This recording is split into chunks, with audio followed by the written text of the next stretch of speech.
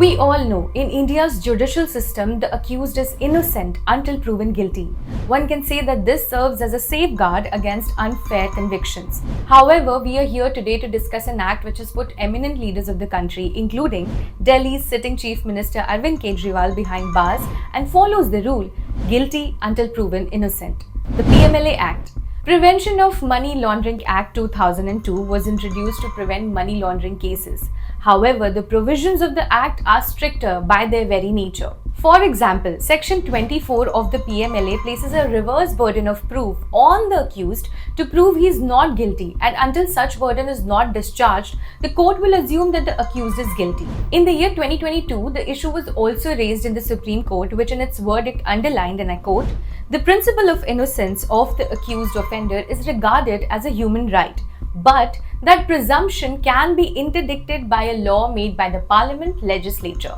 The Supreme Court upheld the constitutional validity of the Act. The centre had told the court that, and I quote, "It cannot be said that presumption of innocence is a constitutional guarantee." The court had also said that enforcement case information report cannot be equated with an FIR, that supplying an ECIR in every case to the person concerned is not mandatory, and it is enough if ED at the time of arrest discloses the grounds of such arrest.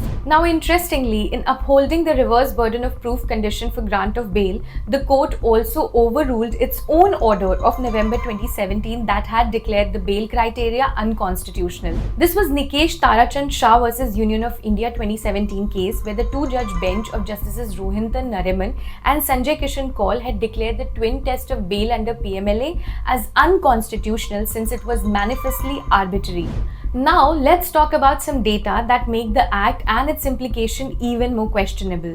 A report published in March 2023 shows that since the year 2005, although ED has registered around 5,906 cases, it has managed to close only 25 cases. That's only 0.42% of the total cases. It therefore begs the question, will the likes of Arvind Kejriwal, Satyendra Jain, Manish Sisodia, Saket Gokhale ever be convicted? Now, another report carried by the Indian Express in September 2022, based on a study of court records, agency statements and reports of politicians booked, arrested, raided or questioned by the ED, pointed to how since 2014, when the Narendra Modi-led BJP first came to power, there had been a four-fold jump in ED cases against politicians in comparison to the UPA regime earlier.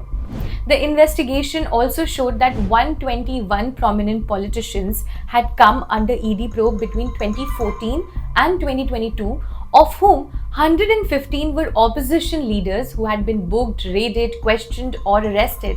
That's 95% of the cases. This significant increase in ED cases is also mainly attributed to the Prevention of Money Laundering Act. And in the latest Express investigation, it is also revealed that since 2014, as many as 25 prominent politicians facing action from central agencies for alleged corruption have crossed over to the BJP. They cut across party lines. 10 are from Congress, 4 each from NCP and Shiv Sena, 3 from TMC, 2 from TDP and 1 each from SP and YSRCP.